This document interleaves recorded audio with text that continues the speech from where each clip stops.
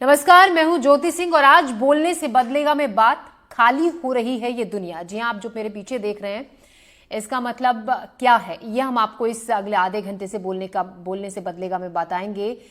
क्यों हम ऐसा कह रहे हैं? मुश्किल से 20-25 साल पहले की बात है। हम आबादी को लेकर चिंतित रहते थे। भारत ही नहीं, कई देशों की ये चिंता थी। सोचा ये जाता था कि हम अपनी आबादी को कैसे संभालेंगे, क्या खिलाएंगे, उनकी जरूरतें कैसे पूरा करेंगे। ये चिंता हमारी आबादी की बढ़ती रफ्तार को लेकर थी। लेकिन अब चिंता ठीक इसके उलट है। कई देशों की चिंता है कि अपनी आबादी को कैसे बनाए रखेंगे, आबादी में यूथ वर्कफोर्स को कैसे बढ़ाएंगे। कुल मिलाकर चिंता घटती हुई आबादी को लेकर है और ये अचानक से बहुत बड़ी हो गई है। आज हम इसी चिंता पर बातचीत करेंगे। आपके सामने जो आंकड़े हम लेकर आए हैं और ग्राफिक्स के जरिए जो हम आपको दिखा रहे हैं वो हैरान कर देने वाले हैं। इस पर आपकी राय क्या है? आप अपनी राय हमसे साझा कर सकते हैं, फोन कर सकते हैं हमें। फोन नंबर लगातार टेलीविजन स्क्रीन पर हम फ्लैश भी कर रहे हैं। हमारे साथ खास मेहमान है इसी पर बात करने के लिए, डॉक्टर शिवानी सचदेवा। मेरा पहला सवाल आपसे है, फर्टिलिटी रेट कम हो रहा है जो अपने आप में चिंता की बात है और आने वाले सालों में जो आंकड़े इस रिपोर्ट में पेश किए गए हैं वो डराने वाले हैं। आप क्या मानती हैं, वजह क्या है फर्टिलिटी रेट जो तेजी से गिर रहा है? Thank you Jyoti, and you are exactly on point की fertility rate WHO World Health Organization के स्टैटिस्टिक्स के हिसाब से 10 साल पहले जो 10% था, मतलब 10 या 12 में से एक जी। दंपत्ति कपल इनफर्टिलिटी फेस करता था। अभी जो लास्ट ईयर उनके स्टैटिस्टिक्स आए हैं उसमें दुनिया भर में 6 दंपत्ति में 6 कपल्स में एक कपल इनफर्टिलिटी फेस करेगा, जो ऑलमोस्ट डबल हो गया है इनफर्टिलिटी का रेट इन लास्ट 10 सालों में।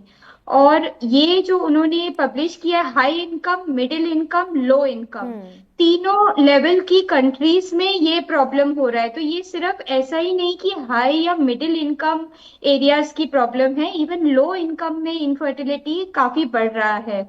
और इसका मेन रीजन एनवायरमेंटल फैक्टर्स माने जाते हैं कि वातावरण में पोल्यूशन के लेवल्स काफी बढ़ गए हैं और लाइफस्टाइल में अभी कुछ चेंजेस आए हैं। जैसे ऐसा माना जाता है कि जो औरतों का, लड़कियों को जी। जो एजुकेशन लेवल है वो डायरेक्टली लिंक्ड है उनकी age at the birth of first child. मतलब पहले बच्चे के जन्म पे जो उम्र होती है और औरत का एजुकेशन है वो डायरेक्टली लिंक्ड है।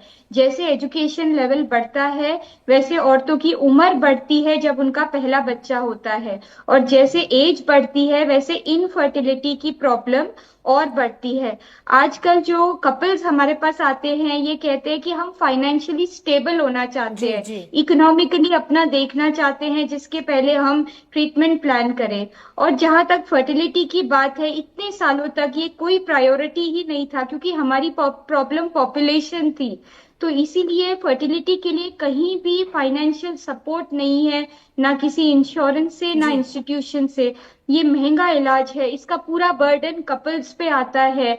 जो लो इनकम है वो अफोर्ड ही नहीं कर पाते हैं, और जो मिडिल इनकम, हाई इनकम है उनके लिए भी अफोर्डेबिलिटी एक इशू हो जाता है। तो एक्सेस भी मतलब इतना इजीली जी। नहीं है फर्टिलिटी ट्रीटमेंट के लिए। और इससे डेफिनेटली हमने बहुत चेंजेस देखे हैं, जिसमें बर्थ रेट का डिक्लाइन हमने देखा है जी। जी। काफी। जी। जी।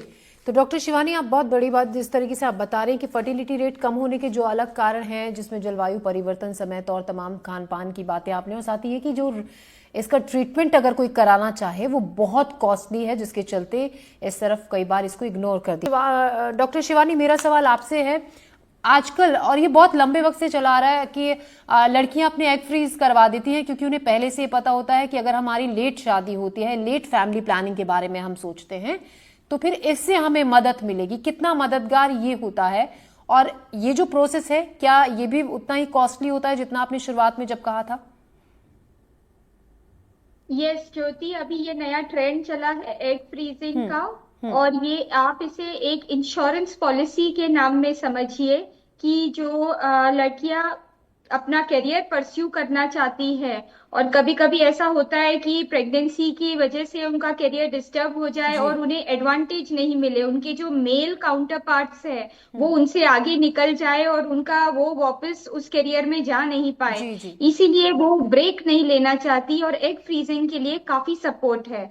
इनफैक्ट एग फ्रीजिंग के लिए सभी इतनी सारी बड़ी कंपनियां, दुनिया की सबसे बड़ी फेसबुक, गूगल, एप्पल, सारी कंपनियां से लेके छोटे कॉर्पोरेट्स भी सपोर्ट करते हैं और इंश्योरेंस देते हैं, और इसकी वजह से एग फ्रीजिंग काफी पॉपुलर हो गया है और ये बहुत अच्छी इंश्योरेंस पॉलिसी है।